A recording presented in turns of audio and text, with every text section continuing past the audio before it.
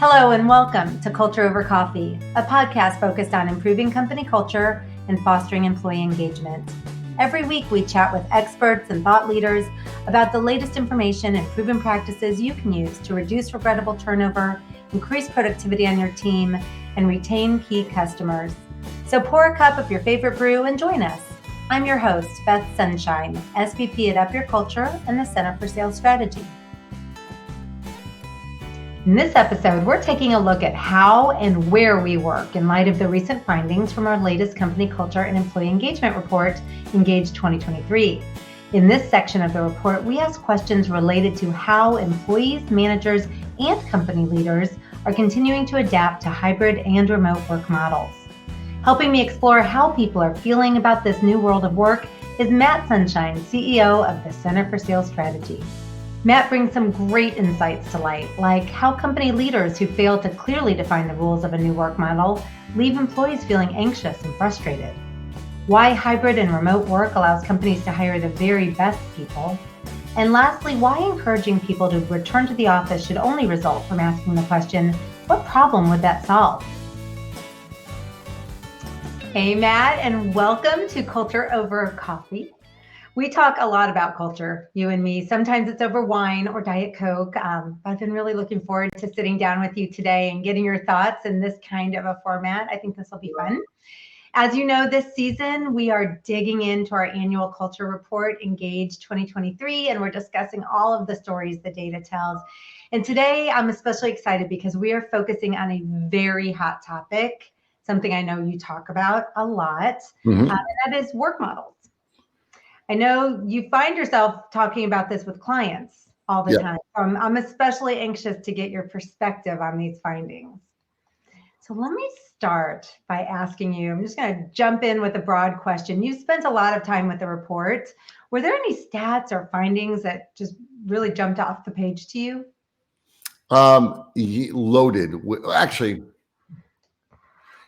I don't think that there was anything that was shocking to me. Really. I don't think it'll be shocking to anyone that's paying attention either. But I do think what it does is it reinforces what you probably have observed.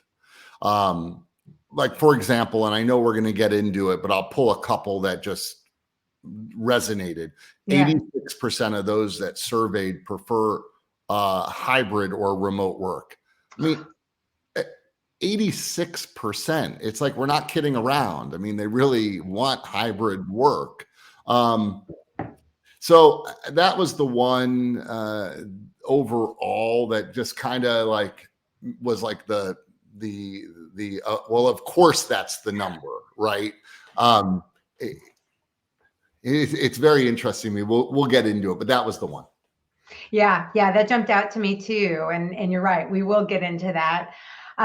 Let me ask you, it's clear to me after reading this that companies are continuing to adapt to the new world of work. The survey showed that 1 out of every 4 people now reports to an office every day. That's not a lot. 45% work in a hybrid model and 30% work fully remote. Not just today, who knows what tomorrow will bring. But a big switch from years past. So how are the company leaders that you work with regularly, how are they dealing with these changes? Yeah, so all sorts of ways. Sadly, a lot of them are not dealing with it. And I think that's the biggest cause of concern from my point of view. So here's in real life, this is what happens. A manager says, you know what, a leader in an organization says, you know what, I think this is the way we should do it around here, but I'm not going to mandate that. I'm going to let everybody just do what they think is right. That sort of grayness is actually causing more anxiety than anything else. I mean, the leaders that I'm talking to just wish the company would just give them a policy. Just say, hey, this is what we're doing. We're in Tuesday, Wednesday, Thursday, or we're in Monday through Friday, or we're in Monday through Wednesday, whatever. Just simply tell us what the rules are, and then we can decide. But leaving it gray leaves a lot of people frustrated and causes more anxiety than it probably needs to have. What am I seeing the most of? I'm seeing hybrid, and what I'm seeing the most of is three days a week in the office and 2 days not, or 4 days in and 1 day not. And that 1 day typically is a Friday, a work from home day. That's becoming the norm. Interesting. I'm glad you mentioned that about the anxiety the grayness causes, because I think a lot of company leaders do that because they want their managers, they want with the best intentions. Best intentions, and yet it backfires. Very interesting. Okay, so from your perspective, you're working with clients that are mainly hybrid, but I know you also have clients in other work models. When you look at in-office, hybrid, and remote, in your opinion, is one model better than the others? No, I don't think one model is better than the other. I think it depends on the business. Depends on what you're trying to do. I mean, I'll be silly, but if you're running a retail business or you're running a restaurant, it'd be hard to be hybrid, right? You need people there. Well, but I think some businesses and some cultures and some the way you serve your clients and the way you serve each other, being completely remote or being hybrid is perfectly fine. And others, it'd be a big mistake to be completely hybrid or completely. So I think you have to know your situation and make decisions based on that. Interesting. And then be black and white, really clear, set up those guardrails. Yeah. Okay. So let's get into that stat that you said really jumped off the page. I was also fascinated to find that roughly 86% of those surveyed want to work either hybrid or fully remote. Only 5% of employees and 15% of managers prefer in office. And that also surprised me, that breakout.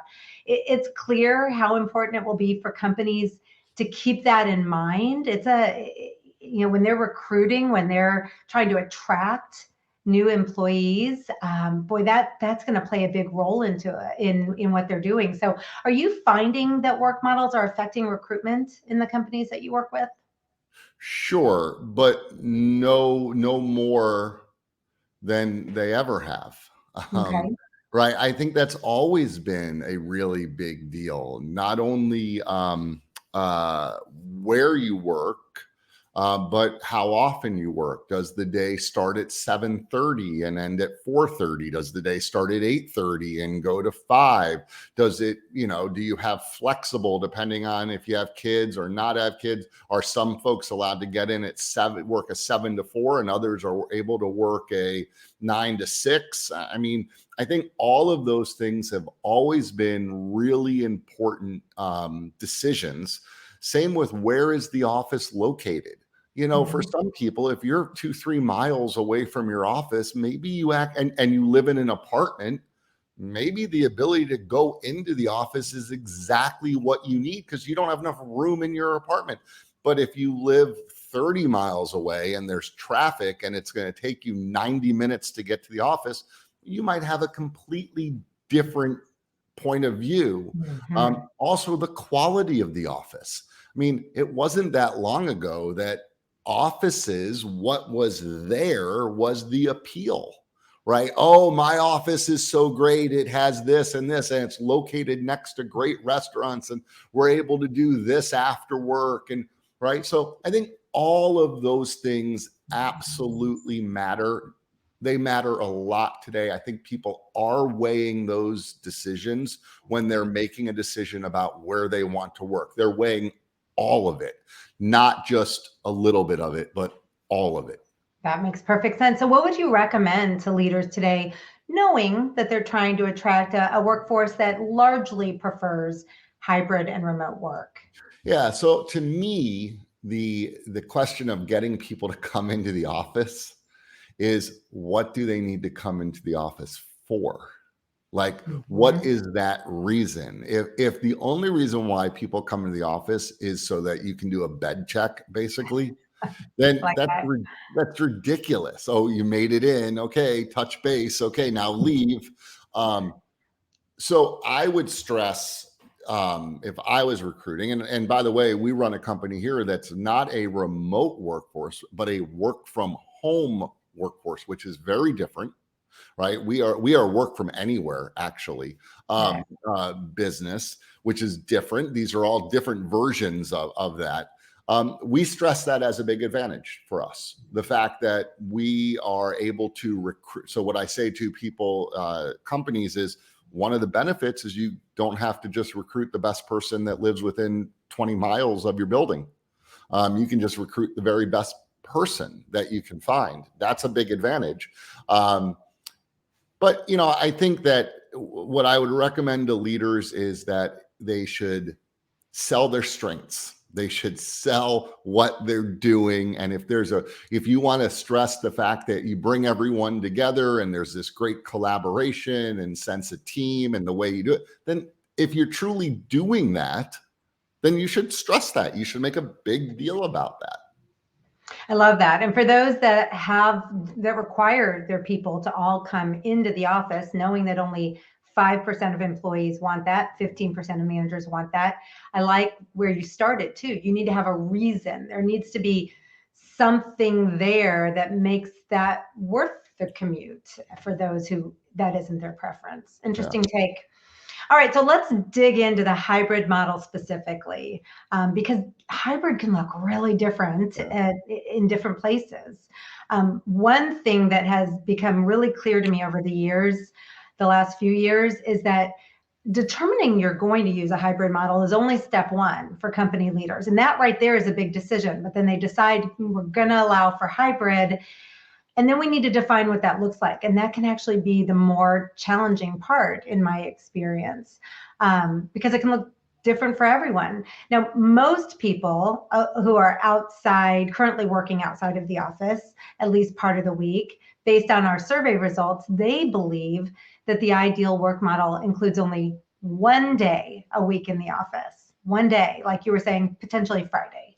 81% of those surveyed insist that no more than 2 days should be spent in the office.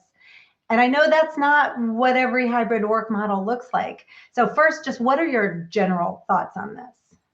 Yeah. So generally, I would think that the majority of those people don't see any value of being in the office, right? That's really what they're saying is, I don't see value at being there. And I think to really understand that, you need to think about, why is it that we used to go to the office?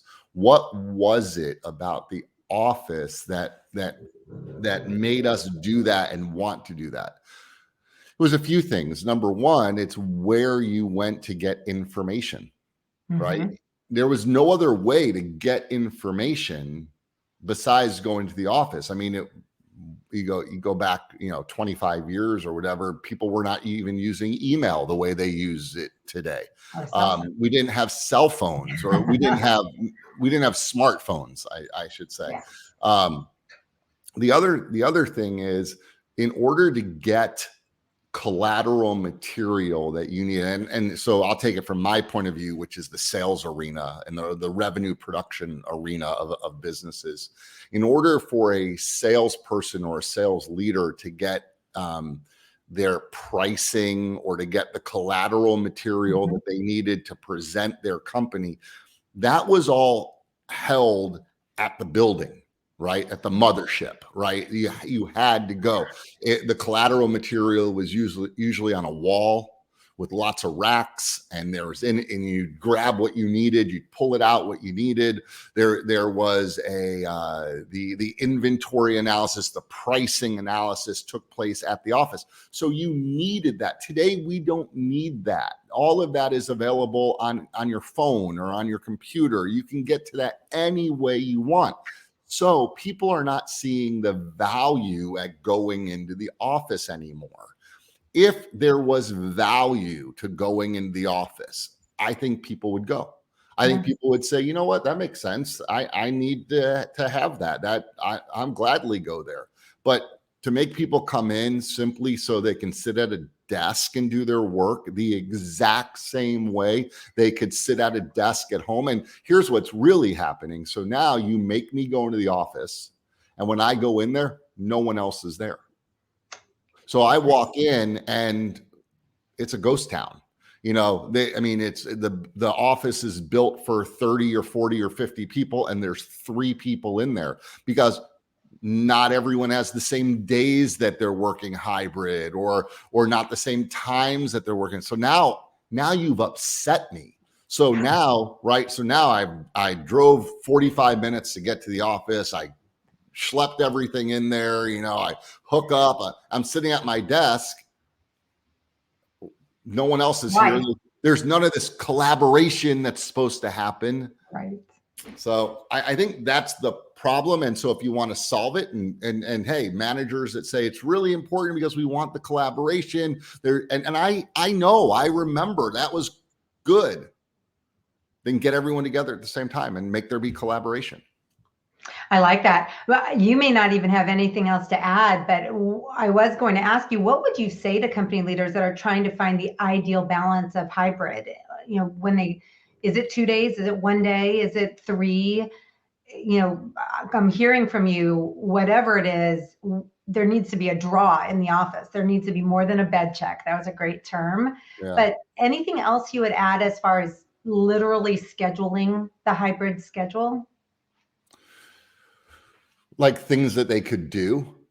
No, like, would you recommend 1 day a week, 2 days a week, 3 days a week? Is there an ideal balance or not? I think that depends on the type of business that you're in and what you're trying to accomplish, and maybe the tenure of the employees. I think it's different if someone is brand new, when there's a lot of learning that has to happen. That's different than maybe someone who's been there several years, who knows all of those things, and maybe them coming into the office every single day is not that important in their career, or where they are in having success. I think it's an important discussion. And rather than knowing the answer to that question, I think the important thing is to have a process to evaluate, to ask the right questions to determine exactly what you need for your business. One universal answer would seem the wrong direction. Yeah, I would agree. I think the ideal looks different from business to business. What I really find interesting that you just shared is that it could also look different from person to person. That how long you've worked there really does matter, and that there may not be a perfect policy for everyone. So yeah, we'll take it even further. I think it also Mm. depends on maybe the city that you operate. Mm. Right?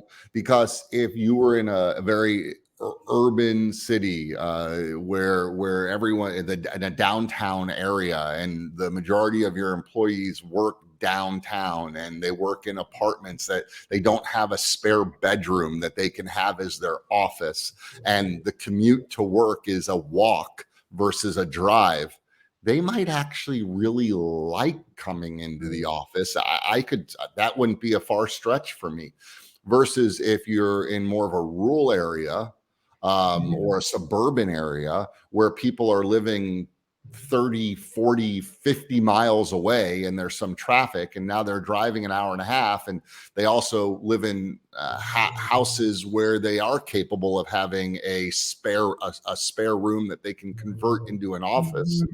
Well, Makes sense. those are 2 different scenarios. Yeah. Okay, so the data shows that managers feel differently than direct reports on this subject. If you dig into that, which I know you did, managers overall definitely value in-office time more than their employees do. I think you've already answered this question. I was going to ask you, should work models look different for different roles? I'm hearing yes, for sure. My next question is, what would you say to managers who feel uncomfortable about their employees spending the majority of their working time outside of the office? Because there are a lot of managers who are kind of steeped in the way we used to do things, and it's very hard for them to have employees that just do their thing, and they don't see them physically every day. Do you see that in the clients you're working with? Sure. Yes. Absolutely. And they'll evolve. Takes time. Takes time. Okay. It's not what they're used to. They're just not used to that. if I can't see you, I don't trust that you're working. And that's an unconscious bias. Because they'll say the words, well, of course I trust that they're working, but they don't act that way. Because they want to see them every day. And again, Yeah. if you want to bring people in because there is going to be collaboration or brainstorming or training or a new launch or stuff like that, by all means, then bring people in. If you want that to be the way you do it every day, you want to have a morning pep rally every single morning and bring people in, and that pep rally is worth it. And the people that come are like, I wouldn't miss that. If you made it voluntary, I would be there. Draw them in, make it exciting. Yeah. Yeah, and one thing I'm hearing a lot of, and I bet you are too, is it's really changing what hiring managers are looking for when they are recruiting and selecting new employees, because they need to pay a lot more attention to, can this person work autonomously, and can I trust them? Yeah. You're probably seeing that as well. Okay, beyond the day-to-day work model, let's talk about how people are meeting these days. And you alluded to, the pep rally and needing to draw them in with something that's meaningful. One of the most interesting changes in this data from last year, in my perspective, involves the preference for in-person meetings. Last year, 71% reported leaving those in-person meetings feeling more engaged than they were with a virtual. I'm sorry, this year, 71% leave there feeling more engaged than they would have felt if it was a Zoom meeting, if it was virtual. But that's dropped. Last year, that number was 80%. 80% felt more engaged, more energized. So first, why do you think that number has dropped so much? Because the pendulum swings back and forth. That's why. Because so when in April of 2020, when everyone started staying home, everyone reached out and said, oh my goodness, what are we going to do? People hate being on video, and they hate doing this, and they want to come into the office, and they're mad that they can't come into the office. And I remember saying to everyone, it's okay, they'll figure it out. You'll see 6 months from now, everyone will love doing these virtual meetings. Everyone will love it. They'll have so much time back. They're going to love it. And sure enough, that's what happened, right? The pendulum swung and everyone's like, I don't want to go into the office. I like doing virtual. I can do it all. And then now the pendulum's swinging back the other way on that. It's like, well, now I'm sick of virtual meetings. Now I want to come in and do a live in-person meeting, and they're more fun and more energized and more energetic. I think the pendulum just swings back and forth, and I think some meetings are perfectly fine to do virtual, and some meetings you should definitely do them in person, because it's good to get everyone together and interact. And it's the stuff that happens when the meeting isn't happening that is really cool and sparks all of that stuff. I think there's a balance of both of those, but I do think that they're right now, because people haven't seen each other in a really long time, professionally, business people that maybe haven't been around each other. I think they do like to get together and share stories. Makes sense. Even with the drop off, the vast majority of people still feel more engaged by in-person meetings. Yeah. So that makes sense, just the togetherness. And I like the way you said it's the stuff that isn't necessarily on the agenda that can spark that. What would you recommend that company leaders do to make virtual meetings more energizing, so they have that same kind of uplift from a Zoom meeting? Yeah, so I just watched a video this morning that was interesting. It was on the on meetings and the cost of meetings, right? And so I think that's always something. And so one company's point of view was, we should get rid of meetings because they cost too much money, and most meetings are just bullet points of things that you're telling people versus questions, things that you're discussing. And another company's point of view was, no, you should still do meetings. You should just make them better. And so I think I actually like both of those statements. I think we should get rid of meetings that are more just talking at people, and we should do more meetings where we are doing them better. So a couple of tips to make those virtual meetings better. Is that really what you want? Yeah, I'd love to hear that. Yeah. Yeah. So make them more collaborative versus just updating people on things, right? And so there's times that you need to update people. A town hall is a great example of updating people on everything, but you should also do Q&A and let people have some input. So number one is be collaborative. I'd also say this, as the leader, don't do all the talking. Think of yourself as the host of the show, not the star of the show. You're the host of the show, and let others be the star of the show. I think that would be a great thing to do. The third thing is just because you set a meeting for 1 hour does not mean the meeting needs to take an hour. If the meeting is really only a 30-minute meeting or a 15-minute meeting, there's nothing wrong with a 15-minute meeting. They don't all have to be 30-minute or 1 hour meetings. So I would just focus on making your meetings better. And a quick icebreaker that we learned, you and I talked about recently, that I'll put out there. I didn't invent this one, but I am going to use it, is when you start your virtual meeting, just have everyone share what they're currently wearing on their feet. I do love that, because in this kind of world, it's interesting. It makes people laugh. Who knows? I mean, you probably don't want to know what's on my feet right now. Right. Interesting. Okay, very good. Last question for you. If you could recommend only one thing for company leaders to do when it comes to identifying and using the optimal work model for their organization, because like you said, it's going to be different for everyone, depending on the city, depending on what they do. What would it be? What would that single recommendation, if you could boil it down, be? Yeah, wouldn't that be great? Yeah. So I would focus more on answering the question of what is it that we want to accomplish? What is it that we want to be known for? And start there versus what can we do to get everyone back in the office? And I think that's the mistake that I hear too often, is leaders say, okay, we need to have a meeting to discuss what we can do to get everyone to come back in the office. And when I'm a part of that, I usually stop everybody and say, hey, before we talk about how we can get them all come into the office, can we have a conversation of what is it that we're trying to accomplish by getting them all to come into the office? What problem will getting everyone back into the office solve?